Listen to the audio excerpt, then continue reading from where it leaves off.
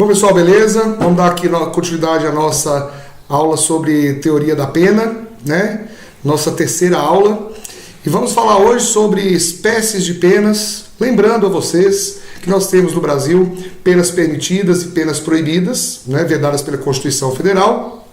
Eu vou falar rapidamente sobre esse assunto para a gente não perder muito tempo nisso daí e dar continuidade no que é mais importante, né? Então nós temos aqui no Brasil, deixa eu só pegar o nosso slide, penas permitidas e proibidas. Vamos falar primeiro pelas vedadas, pena de morte, trabalhos forçados, cruéis, banimentos e penas perpétuas, né? Nós já sabemos disso.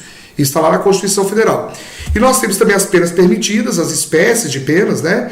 Que são, pelo Código Penal 3, privativa de liberdade, restritiva de direitos ou multa, e pela Constituição Federal temos aí a privação ou restrição de liberdade, perda de bens, multa, prestação social alternativa ou interdição ou suspensão de direitos.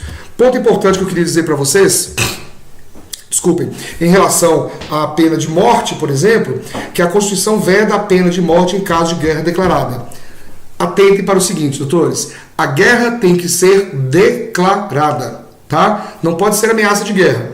Além disso, a Constituição não fala, mas a guerra tem que ser externa. Não é possível, não é cabível pena de morte para guerra interna, guerra civil ou mesmo golpe militar, tá certo? Então lembre-se dessas questões importantíssimas. Mas a pergunta seria, essa pena de morte, ela só é cabível nesse caso de guerra declarada? Bom, temos no Código Brasileiro da Aeronáutica uma situação em que permite também a pena de morte, ou seja, não é pena de morte especificamente, mas permite o abatimento pela aeronáutica de aeronaves hostis quando esgotados outros meios de tentativa de contato não houverem, forem frustrados, com autorização do presidente da República. Então vejam bem, uma aeronave hostil seria o quê? Que não se identifica, né, que entra no espaço aéreo brasileiro de maneira não hospitaleira. Entrou no espaço aéreo brasileiro, a aeronáutica tenta o contato. Eles não foram recíprocos nesse contato. Aí a aeronáutica tenta outros meios de contato e de expulsão dessa aeronave hostil. Se não conseguir, contacta o presidente da República, havendo autorização deste, é possível sim o abatimento. Com o abatimento da aeronáutica, redunda-se em morte das pessoas que estiverem dentro dessa aeronave. E, obviamente, é uma pena de morte que é uma mitigação, um abrandamento dessa proibição, dessa vedação constitucional para a pena de morte. Tá bom? Outro detalhe importante também em relação à pena de morte. O Estatuto de Roma, doutores, que é o estatuto que criou o Tribunal Penal Internacional, admite, o Brasil é signatário desse estatuto, ele admite a pena de prisão perpétua. O Brasil, quando foi assinar, admitiu também a pena de prisão perpétua, que enseja em morte, né? Mas somente com uma ressalva, que essa prisão perpétua não seja cumprida no Brasil. Então veja bem, pena de prisão perpétua no Brasil é permitida no caso dos crimes punidos pelo Estatuto de Roma, pelo Tribunal Penal Internacional, desde que a pena não seja cumprida no Brasil, tá certo? Então nós temos também uma observação interessante no caso da lei de crimes ambientais praticado por pessoa jurídica, admitindo a morte da pessoa jurídica, a liquidação dessa pessoa jurídica no caso de condenação. Não seria morte de um ser humano, de uma pessoa humana, mas só a título de observação para vocês, essa morte também pode ser declarada pela justiça, tá bom? Vamos dar continuidade aqui. Eu queria mostrar para vocês, aqui eu coloquei todas essas situações que eu acabo de falar, tá? Depois vocês podem até pegar no vídeo, pegar o vídeo para vocês lembrarem. Então vamos lá. A questão da ameaça de guerra. Ah, sim, eu não falei isso. A ameaça de guerra também não enseja possibilidade de pena de morte. Ameaça não. Tem que ser guerra declarada, né? O Estatuto de Roma, que eu falei para vocês agora, a questão do Código da Aeronáutica brasileiro e a lei de crimes ambientais admitindo a morte da pessoa jurídica. Trabalhos forçados, doutores. A questão de trabalhos forçados é muito interessante e muito simples também.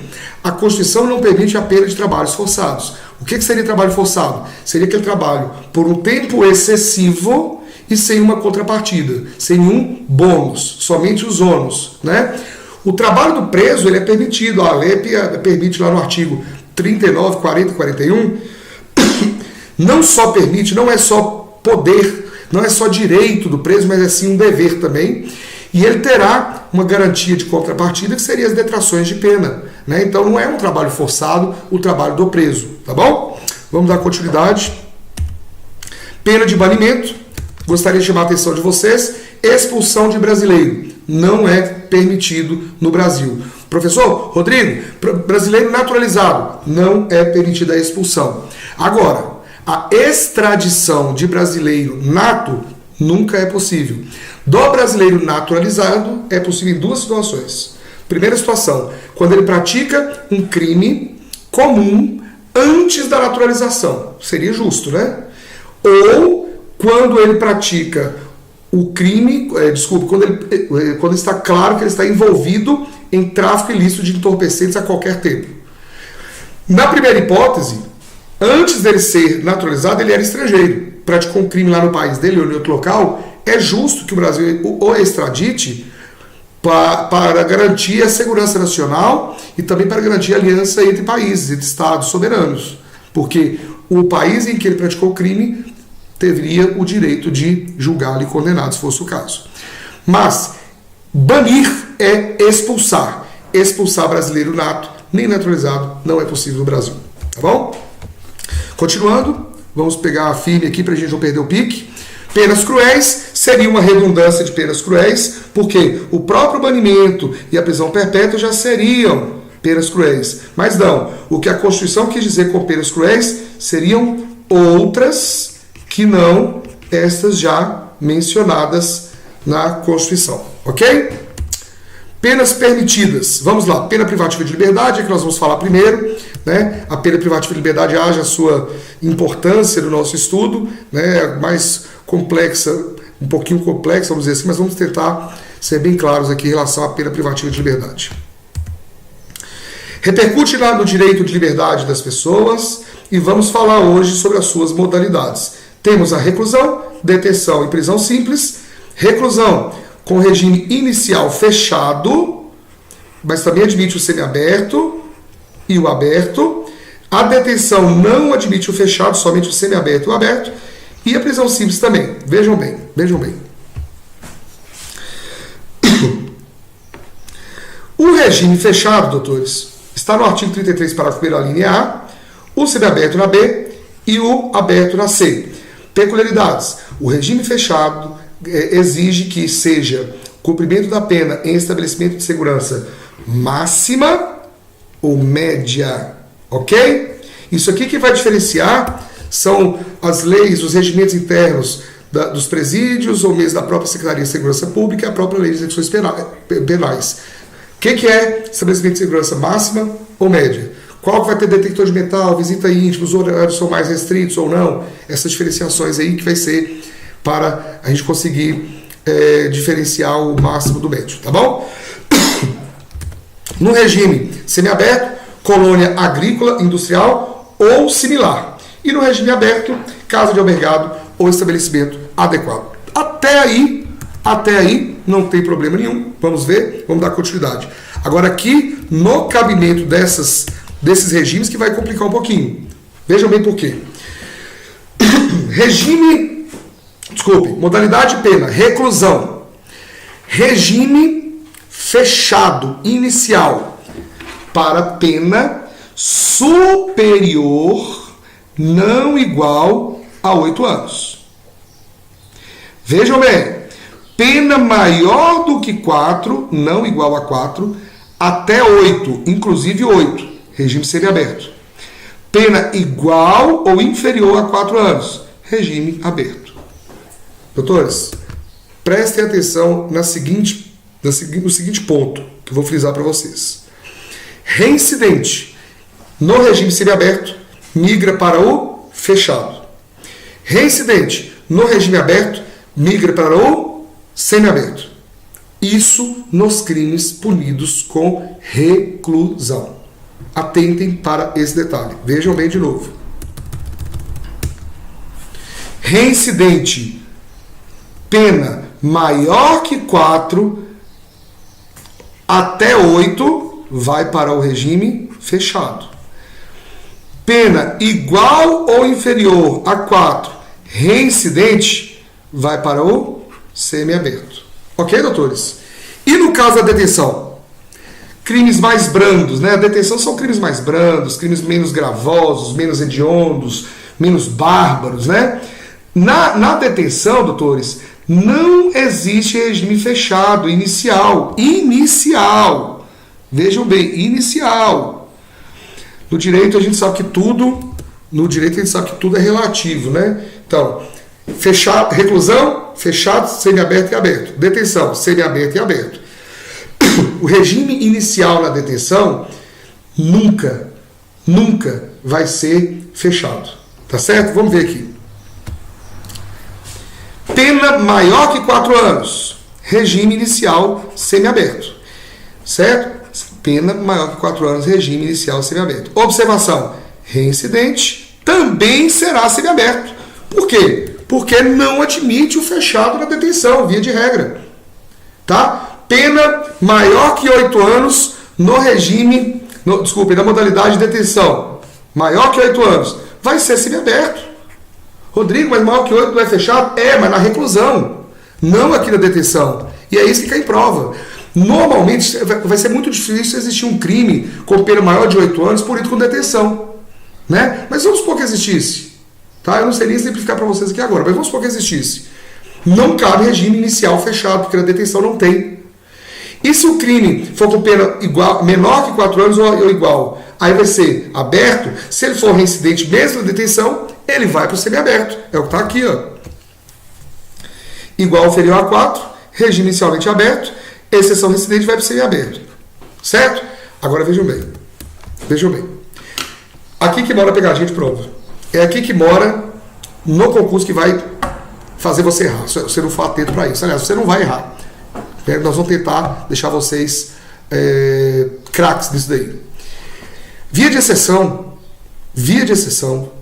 no caso de transgressão disciplinar, na regressão de regime, pode, ou condenado para crime, por crime punido com detenção, cumprir a pena em regime fechado. Só nesta hipótese. Agora, inicialmente fechado na detenção, nunca. Entenderam isso, doutores? Entenderam perfeitamente isso? Entenderam? Ficou bom? Olha lá. É possível, mudando, início de cumprimento de pena, aqui já é outra pergunta, tá, gente? No fechado, início, com pena de 4 anos ou inferior, vejam bem, doutores, no caso de crime punido com reclusão, só na reclusão, pena inferior ou igual a 4 anos, se o réu for reincidente e com circunstâncias judiciais negativas, chamados de maus antecedentes, esses maus antecedentes não são aqueles utilizados como reincidência, é óbvio, né? Então, se ele tinha 2 situações prejudiciais, né? Reincidente em crime e também tinha um outro crime que ele não é mais reincidente porque ele cumpriu o prazo quinquenal de 5 anos. Mas isso pode ser usado na terceira fase como circunstância judicial negativa. Então, nesse caso, o juiz pode ir além do regime inicial de cumprimento e determinar o regime mais gravoso, desde que ele fundamente. É o que fala, doutores, a súmula, vou colocar para vocês aqui o segundo, 719. Desculpem, deixa eu mostrar para vocês que eu vou voltar lá. É o que fala a súmula 719, vejam bem. O juiz pode, não deve, não é obrigatório, fixar regime mais gravoso, desde que haja motivação. A 718 proíbe que o juiz faça o seguinte: o cara cometeu um crime de furto. Vamos pegar aqui comigo. O cara cometeu um crime de furto, pena de 1 a 4 anos, por exemplo, né? Aí eu chego lá, eu sou juiz e falo, não, esse crime dele, que está estabelecido pelo Código Penal, que o regime é semiaberto, 5 anos, sei lá, por exemplo, né? Eu acho que esse crime é muito bárbaro. Eu vou colocar ele no fechado. Eu não posso analisando o crime em abstrato. Eu não posso fazer isso. Tá? Eu não posso analisar pessoalmente, eu, juiz, a hediondez do crime para atribuição de regime, ou mesmo para ir além da pena máxima ou aquém da pena mínima. Não posso. É o que a súmula 718 fala. Mas eu posso determinar regime mais gravoso, analisando o fato, o caso concreto, analisando a culpabilidade, os antecedentes dele, tudo isso daí, e aí sim determinar que ele cumpra inicialmente do regime fechado, se o crime praticado por ele for punido com reclusão. Se for detenção, eu não posso. Ok, doutores? Vou voltar para cá que tem uma situação importante também que eu quero ver com vocês para terminar essa parte. Prisão simples, muito tranquilo, né? É admitido nas contravenções penais, não tem regime de segregação, admite regime aberto e fechado. Aqui nunca o fechado, nunca, nem na regressão de regime, tá bom? Prisão simples não. E aqui a gente vai finalizar essa parte. Desculpa, pessoal. Falando sobre progressão de regime.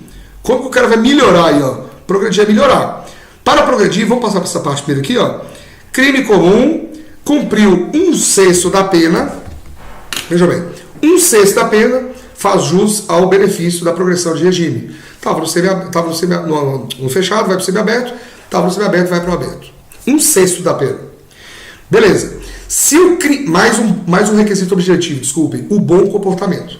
Aferido por quem? Pelo juiz da execução e também pelo presidente, diretor do presídio ou pessoas afins. Tá certo? Segundo ponto, primeiro ponto é esse, bom comportamento, mas 1/6 da pena faz jus ao benefício da progressão de regime. Segunda situação, crime contra a administração pública. Ele tem que cumprir 1/6 da pena, mais o bom comportamento, mais reparação do dano. Se ele não reparar o dano nos crimes praticados contra a administração pública, ele não pode progredir. Ok? Gravem isso. Aí a questão é os crimes hediondos. Porque a gente pensa assim, Rodrigo, crime hediondo vai caber progressão de regime? Lá fala que o regime é fechado. O regime inicialmente é fechado. Mas cabe sim progressão de regime até no hediondo, doutores. Pasmem. Não só até no hediondo, mas até no reincidente em hediondo. Cabe também progressão de regime. Ok? Até para o reincidente. Tá? E a lei não fala se é residente específico ou não. Vai falar lá no livramento condicional. Tá certo? Então até para o reincidente em crime hediondo. Veja bem, crime hediondo. Se você praticar crime hediondo durante o cumprimento da pena, não é 1/6. 2/5 mais o bom comportamento. Reincidente hediondo. 3/5 e mais o bom comportamento. Ok? Gravem isso, eu vou deixar aqui um pouquinho para vocês darem uma olhada aí o que eu falei, tá? E nós vamos também continuar na próxima aula. Espero que tenham gostado, vamos dar continuidade, um abraço e até a próxima.